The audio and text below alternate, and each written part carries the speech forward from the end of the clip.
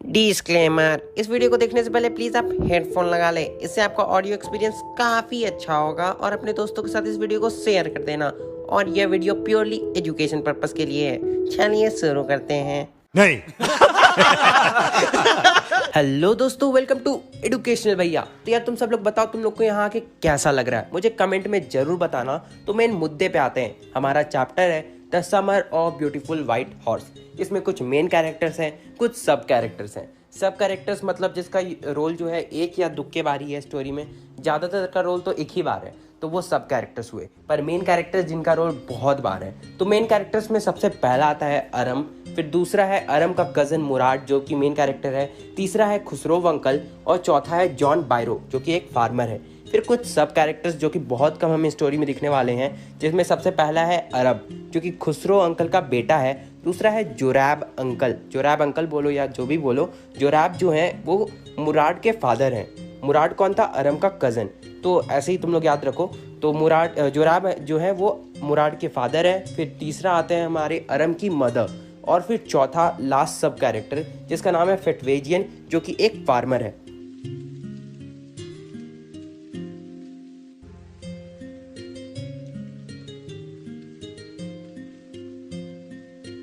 तो कहानी कुछ ऐसे शुरू हो रहा है। यहाँ पे अरम 9 साल का है और वो ये बता रहे हैं कि उनका कज़न जिसका नाम मुराद है उसे सब लोग पागल मानते थे उनके अलावा। फिर एक दिन का यहाँ जिक्र किया गया है जब मुराद अरम के घर जाते हैं और बाहर से चिल्लाते हैं अरम। ये सुनकर अरम तुरंत अपने बेड से जंप मारते हैं और विंडो के बाहर देखते हैं। और उस समय सुबह के 4 बज रहे थे और वो समर का टाइम था, यानी कि समर सीजन चल रहा था। और सुबह के 4 बज रहे थे यानी कि हल्का हल्का लाइट होगा, रोशनी होगा उस समय। फिर वो बता रहे कि जैसे ही उन्होंने विंडो के बाहर देखा, यानी कि अरम ने विंडो के बाहर देखा, तो उन्हें बिल्कुल भी यकीन नहीं हुआ कि मुराद जो है वो एक सुंदर से व्हाइट हॉर्स के ऊपर बैठे हुए हैं। उन्हें पहली बार पे यकीन नहीं हुआ, इसलिए उन्होंने अपने आंखों को एक बार घसा और फिर वापस देखा, फिर भी वहाँ कुछ चेंज नहीं हुआ। फिर मुराद कहते हैं कि हाँ, तुम सपना नहीं देख रहे हो और अब तुम जल्दी से नीचे आ जाओ अगर तुम्हें घुड़सवारी करनी है तो, यानी कि घोड़े की राइड लेनी है तो। यहाँ पे मैं बता दूं कि अरम और अरम की पूरी फैमिली गैरोगैलियन फैमिली से बिलोंग करती है और उनकी पूरी फैमिली बहुत ही गरीबी में है, यानी कि उनकी पूरी फैमिली बहुत ही पॉवर्टी से गुजर रही है। और उनके ईच एंड एवरी ब्रांच जो उनके फैमिली के है, वो जहाँ पे भी रह रहे हैं वो सभी के सभी बहुत ही गरीब हैं, उनके पास पैसा नहीं है। फिर वो बता रहे, इसलिए ये भी एक बात है जिसके वजह से उन्हें बिल्कुल भी यकीन नहीं हो रहा है जो उन्होंने देखा, यानी कि उन्होंने जो देखा कि मुराद जो है वो सुंदर से व्हाइट हॉर्स के ऊपर बैठा हुआ है, उन्हें इसलिए इस बात पे बिल्कुल भी यकीन नहीं हो रहा है। और वो ये भी बता रहे कि उनकी बचपन से इच्छा थी कि वो घोड़सवारी करे। और यहाँ पे आप ये भी जान लीजिए कि अरम और अरम की पूरी फैमिली आर्मेनिया से बिलोंग करती है। आर्मेनिया एक कंट्री है और वहाँ पे आर्मेनियन लैंग्वेज बोला जाता है। और उनकी फैमिली की जो पहचान है वो है विश्वास और ईमानदारी, यानी कि गारोगैलियन फैमिली के जितने भी लोग हैं वो सभी विश्वासी और ईमानदार हैं, यानी कि वे काफ़ी ऑनेस्ट और ट्रस्टी हैं।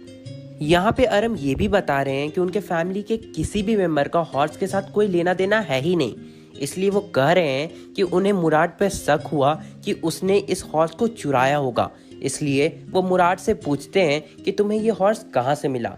ये सुनकर मुराद कोई आंसर नहीं देता है, बल्कि बस ये कहता है कि अगर तुम्हें हॉर्स राइडिंग करनी है तो तुम जल्दी से नीचे आ जाओ। ये सुनकर जो अरम है उनका शक यकीन में बदल जाता है कि इसने इस हॉर्स को चुराया है। फिर वो अरम ये भी सोचते हैं कि हमारे फैमिली का कोई भी मेंबर चोर तो नहीं हो सकता। फिर वो ये कह रहे हैं अपने मन ही मन कि अगर ये हमने जो हॉर्स लिया ये तो हमने राइडिंग के लिए लिया, अगर हम इस हॉर्स को लेते और बेच देते तब ये चोरी कहलाता, पर हॉर्स को लेना बस राइडिंग के लिए ये चोरी नहीं है।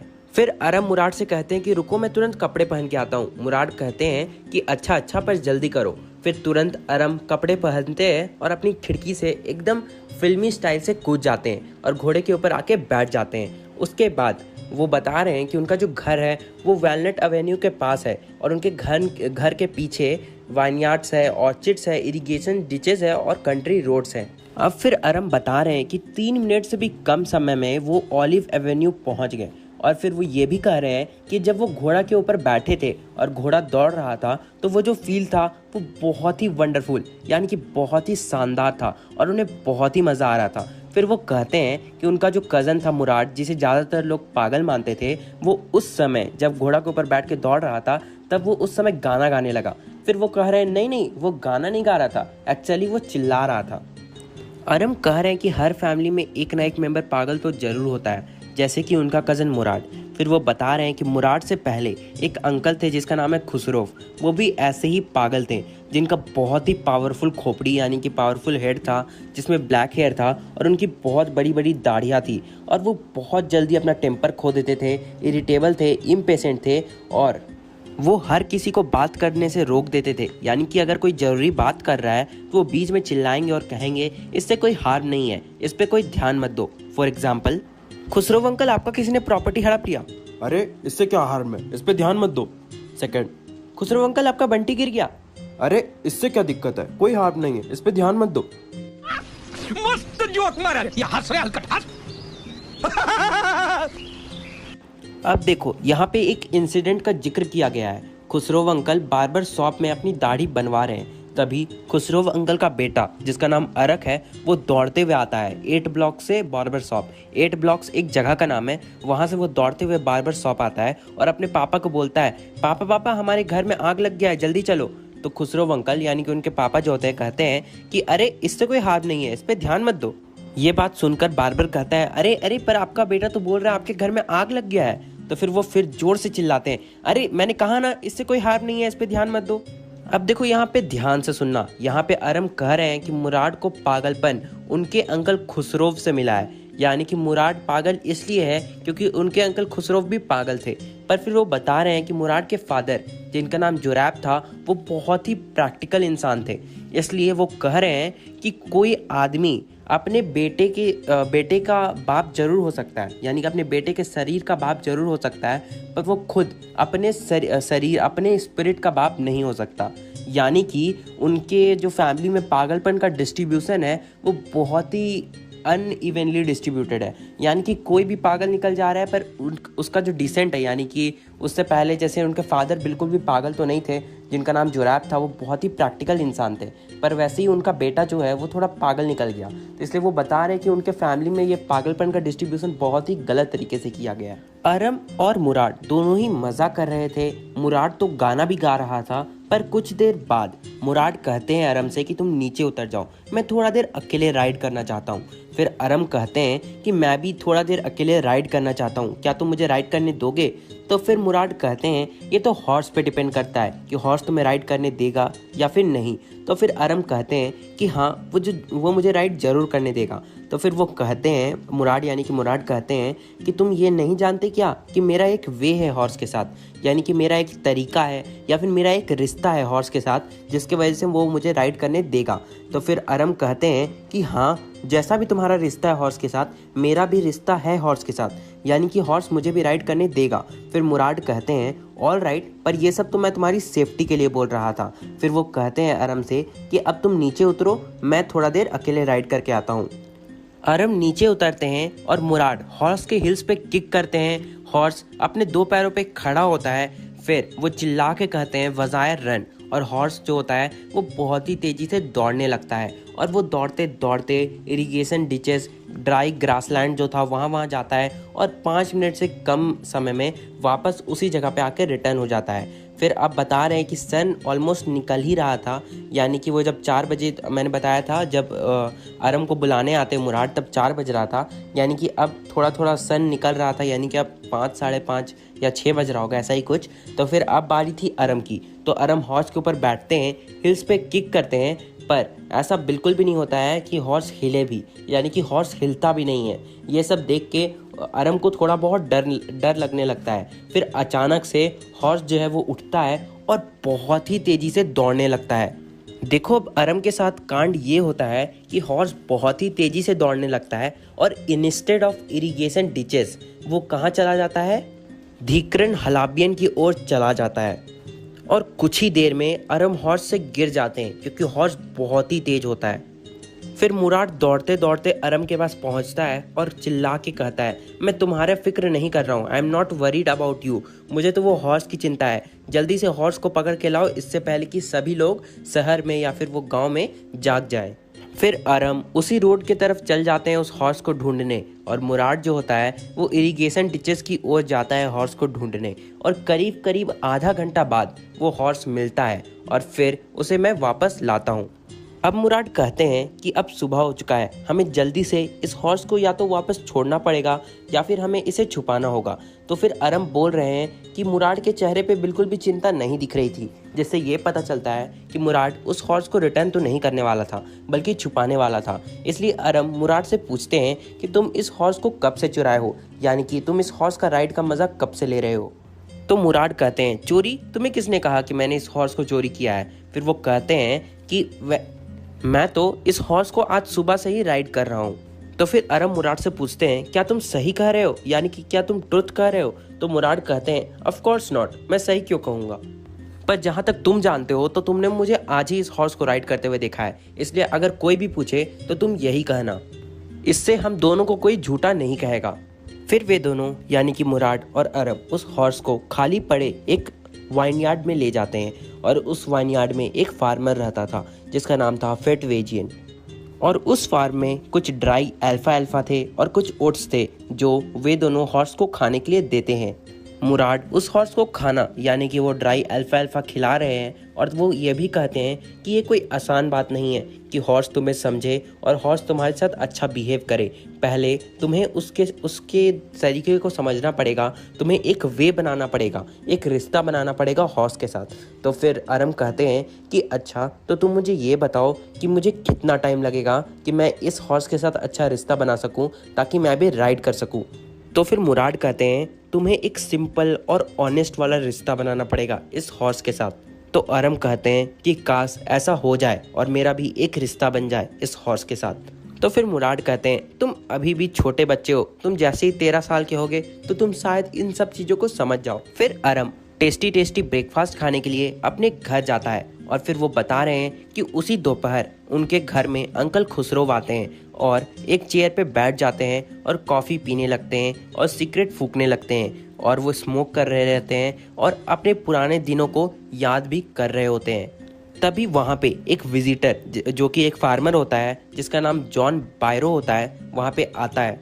ये सब देख के अरम की जो मम्मी होती है उस फार्मर के लिए कॉफ़ी लाती है और तंबाकू लाती है। फिर वो भी बैठ जाता है। जॉन बायरो जो कि फार्मर होता है वहाँ पे बैठे बैठे टेबल से एक सिगरेट उठाता है, उसे लाइट अप करता है और फिर वो भी वही फूकने लगता है, और वो कहने लगता है कि मेरा वाइट हॉर्स जो कि लास्ट मंथ स्टोल यानी कि चोरी हो गया था, वो मुझे अभी तक नहीं मिला और मैं उसके लिए काफ़ी चिंतित हूँ।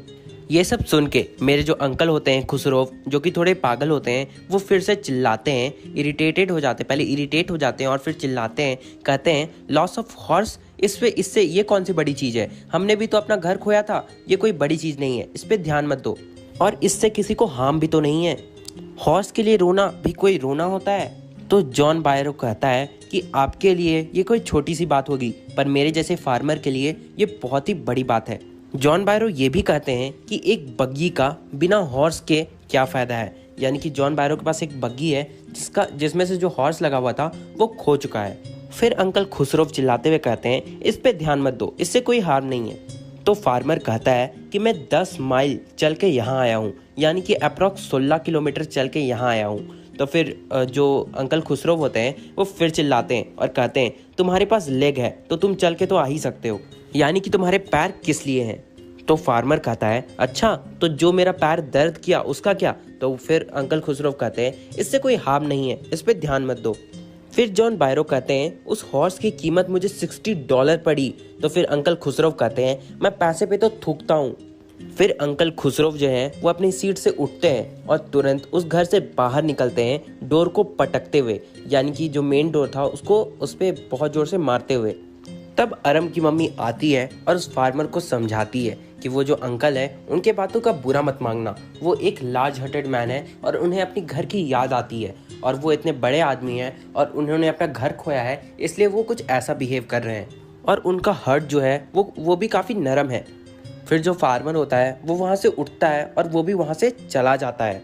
और ये सब देख के सबसे पहले अरम वहाँ से उठता है और दौड़ के अपने कज़न मुराद के पास जाता है। और उस समय मुराद पीच ट्री के नीचे बैठा हुआ रहता है और एक बर्ड को रिपेयर कर रहा होता है जिसका विंग्स में थोड़ी सी चोट आई हुई रहती है।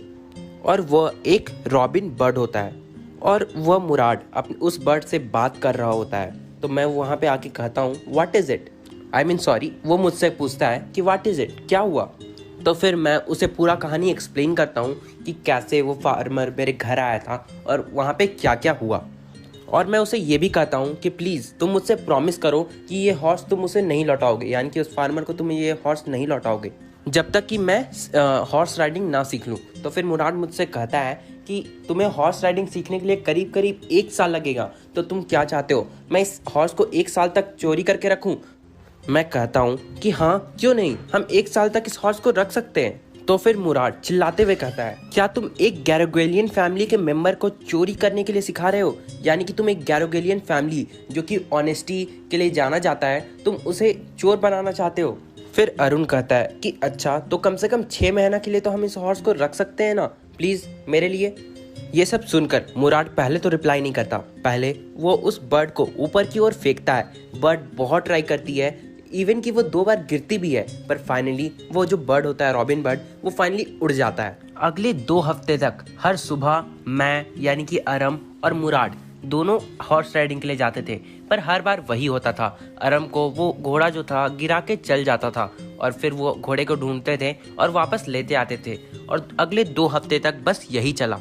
फिर एक दिन जब वे दोनों यानी कि अरम और मुराद उस घोड़े के साथ फिटवेजियन डिजर्टेड वाइनयार्ड पहुंचे, तब उन्होंने देखा कि वहां पे जॉन बायरो भी आया हुआ है। ये सब देख के मुराद कहता है अरम से कि तुम चुप रहना, मेरा एक वे है फार्मर्स के साथ, यानी कि मेरा एक रिश्ता टाइप का है, या फिर मुझे उन सब से निपटना आता है, यानी कि फार्मर से निपटना आता है, इसलिए मैं ही बात करूंगा। तो फिर जॉन बायरो आते हैं और मेरे कज़न मुराद को और मुझे देख के कहते हैं अच्छा क्या मैं तुम्हारे हॉर्स को स्टडी कर सकता हूँ। तो उससे पहले मुराद कहता है कि गुड मॉर्निंग जॉन बायरो। तो उसके बाद जॉन बायरो कहते हैं कि क्या मैं तुम्हारे हॉर्स को स्टडी कर सकता हूँ। तो मुराद ने कहा ऑफ कोर्स। उसके बाद वो कहते हैं good morning my son of friends, यानी कि मेरे दोस्त के बेटो।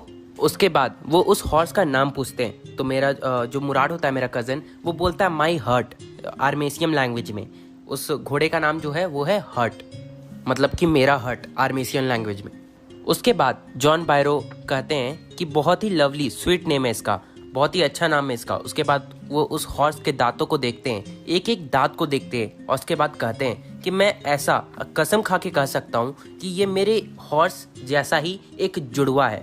तो फिर वो उसके बाद जॉन बायरो कहते हैं कि मैं इसे जुड़वा इसलिए कह रहा हूँ क्योंकि मैं तुम्हारी फैमिली को अच्छा से जानता हूँ, जिसकी पहचान ही ऑनेस्टी है, जो इसे चोरी तो नहीं कर सकता। अगर कोई और होता जो तुम्हें नहीं जानता तो भले ये कह सकता था कि ये हॉर्स चोरी किया हुआ मेरा ही हॉर्स है, पर ये मैं तुम्हारी फैमिली को अच्छी तरह से जानता हूँ, इसलिए ये हॉर्स मेरा ही हॉर्स का जुड़वा है, ऐसा मैं कह सकता हूँ। उसके बाद जॉन बायरो उन बच्चों को यानी कि अरम और मुराद को कहते हैं गुड डे चाइल्ड। उसके बाद वो लोग भी कहते हैं गुड डे जॉन बायरो। फिर अगले दिन अरम और मुराद दोनों ही उस घोड़े को लेके चुपके से फार्मयार्ड जाते हैं जॉन बायरो का, ताकि वो चुपके से उस घोड़े को रख के आ जाएं। फिर अरम देखते हैं कि कुछ डॉग्स उनका पीछा कर रहे हैं, तो मुराद से पूछते हैं कि क्या ये डॉग्स भौंकेंगे नहीं, अगर ये भौंक दें तो जॉन बायरो को पता चल जाएगा। तो मुराद कहते हैं कि नहीं, ये डॉग्स नहीं भौंकेंगे, क्योंकि उनका इन डॉग्स के साथ भी बहुत अच्छा रिश्ता है। तो जैसे कि वो पिछले बार कहे थे मुराद कि उनका हॉर्स के साथ बहुत अच्छा रिश्ता है, फिर उन्होंने कहा था उनका फार्मर्स के साथ बहुत अच्छा रिश्ता है, फिर अब वो कहते हैं उनका डॉग्स के साथ बहुत ही अच्छा रिश्ता है, इसलिए अब वो नहीं भौंकेंगे।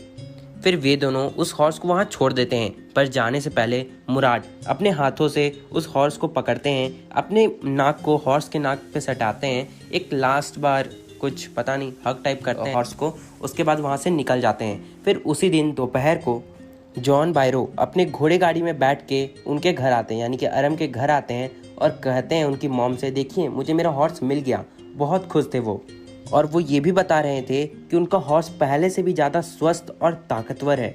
और वो ये भी कहते हैं कि मैं गॉड को इसके लिए बहुत थैंक करता हूँ। ये सब देख के खुसरो अंकल जो वहाँ पे बैठे हुए थे वो बहुत टेम्पर हो जाते थे, जो जल्दी से वो इस बार भी टेम्पर हो जाते हैं, इरिटेट हो जाते हैं और चिल्ला के कहते हैं अब तो तुम्हारा हॉर्स मिल गया है, अब इस पर ध्यान मत दो।